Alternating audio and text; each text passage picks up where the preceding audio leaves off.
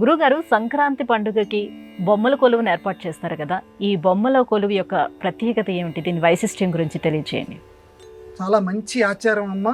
చాలా ఇళ్లల్లో ఇదివరకు ఉండేది, ఇప్పుడు కొంచెం కొంచెంగానే దాన్ని చేస్తున్నారు. దసరాకైతే బొమ్మల కొలువు బాగా పెడతారు. సంక్రాంతికి కూడా ఇదివరకటి రోజుల్లో బొమ్మల కొలువులు పెట్టేవారు, ఇప్పుడు చాలా తక్కువ. అయితే బొమ్మల కొలువు పెట్టడంలో ప్రధానమైనటువంటి ఉద్దేశం ఏంటి? ఇళ్లల్లో తాము పెట్టకపోయినా ఎక్కడైనా బొమ్మల కొలువు పెడితే తప్పనిసరిగా ఈ సంక్రాంతి రోజున వెళ్ళి చూడమన్నారు. ఎందుకు చూడాలి? ఆ బొమ్మల కొలువులో యయాతి మహారాజుని పెడతారు, రఘు మహారాజుని పెడతారు, రాముణ్ణి పెడతారు, కృష్ణుణ్ణి పెడతారు, ఏనుగుల బొమ్మలు పెడతారు.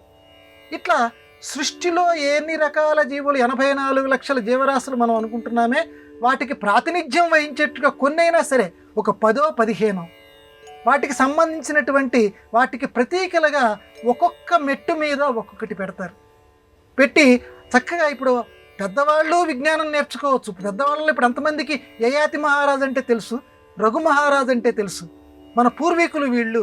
ఆ మహారాజు గారి యొక్క గొప్పతనం ఇది, యయాతి యొక్క గొప్పతనం ఇది అని పెద్దవాళ్ళు కూడా ఆయన ఎవరు అని అడిగి తెలుసుకోవచ్చు. ఇక చిన్నపిల్లలక ఇంకా చాలా ఎక్కువ ఉత్సాహం ఉంటుంది. అక్కడ డప్పులు మోగించేవాడు బొమ్మ ఒకటి పెడతారు, అట్లాగే చక్కగా ఈ నాదస్వరం ఊదేటువంటి వాళ్ళ బొమ్మలు పెడతారు. ఇలాంటి బొమ్మలు, గుర్రాల బొమ్మలు పెడతారు. ఆ బొమ్మలన్నింటినీ చూసి కళాశాలలో లేకపోతే పాఠశాలలో ఉపాధ్యాయులు బోధించేటువంటి పాఠాలు ఏవైతే ఉన్నాయో ఆ పాఠాల్లో సగానికి పైగా ఈ బొమ్మలను చూసి, పురాణ కథలు ఏవైతే ఉన్నాయో ఆ పురాణ కథల్లో సగానికి పైగా బొమ్మల కొలువుల ద్వారా అందరూ నేర్చుకునేటువంటి వాళ్ళు పూర్వకాలంలో. ఒక అమ్మమ్మో ఒక తాతయ్యో ఆ ఇంట్లో ఇదివరకు రోజుల్లో ఉండేవారు. ఉమ్మడి కుటుంబాలు ఉండేవి.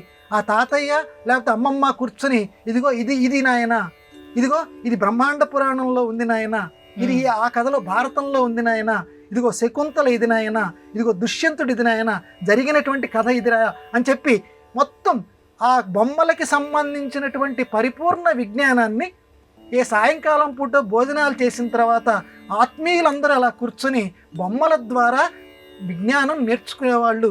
తాతయ్యలు అమ్మమ్మలు అలా నేర్పించేవారు. అలా బొమ్మల కొలువులు విజ్ఞాన కేంద్రాల కింద పూర్వం ఇళ్లల్లో ఉండేవి.